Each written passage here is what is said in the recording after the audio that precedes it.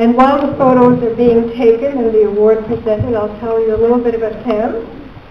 In everything that she has undertaken in public, community, and private life, Tam has been dedicated towards creating an inclusive society. Since immigrating to Canada from Hong Kong 40 years ago, she has worked hard to improve the lives of immigrant women and their families. Tam serves as co-chair of the Good Jobs for All Coalition and is past and current vice president of the Urban Alliance on Race Relations.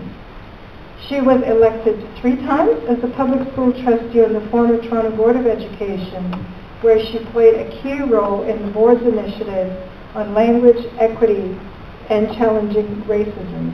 Tam has lived in the Kensington Market area with a family for over 35 years.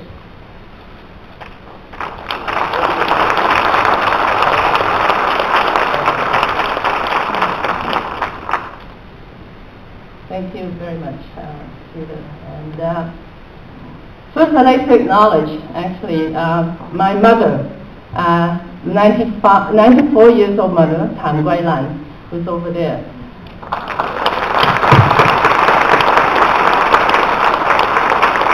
I think this is the first time at City Council in the building. Without her unshakable faith in the power of education, I wouldn't be here today. I'd like to sincerely thank all the women councillors for their nomination and this award. I accept this award with humility and in full recognition that this is not just about my work. It's a public acknowledgement by the city of what all of us in the community have done over the years to advance the vision of Toronto as an equitable and inclusive city.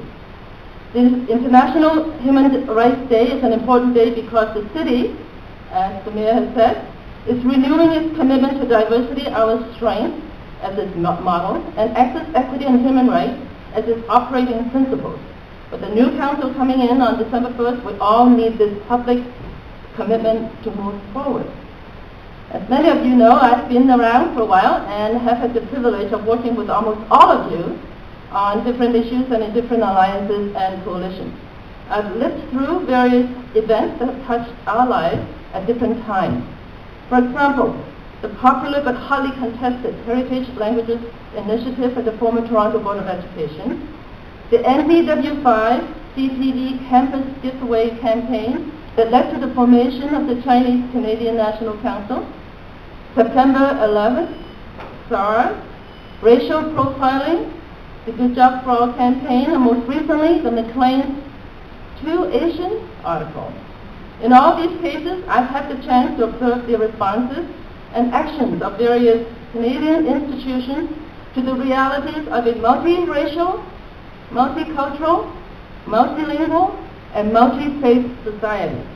I can honestly say that the City of Toronto, through its access, equity, and human rights activities, has been the most consistent in supporting grassroots community efforts to make the city a better place to live for all of us. Whereas, whenever there have been political changes at the federal and provincial levels, it has always been the city that has maintained its support and contact with all the communities. I felt that really strongly during difficult times like SARS and September 11th, when the city was gripped by a crippling fear that I never thought I would witness in my 40 years of living in Toronto. In short, the city has been there for us.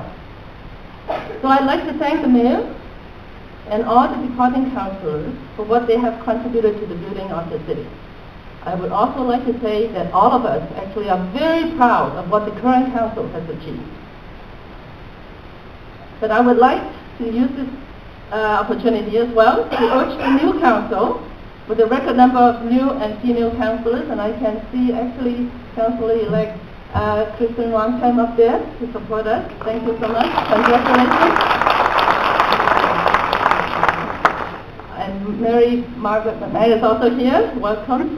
We would look forward to your leadership, and we hope that you will continue to listen and work with the communities to ensure that diversity, our strength, access, equity, and human rights will continue to guide all of its actions. Thank you and all the best.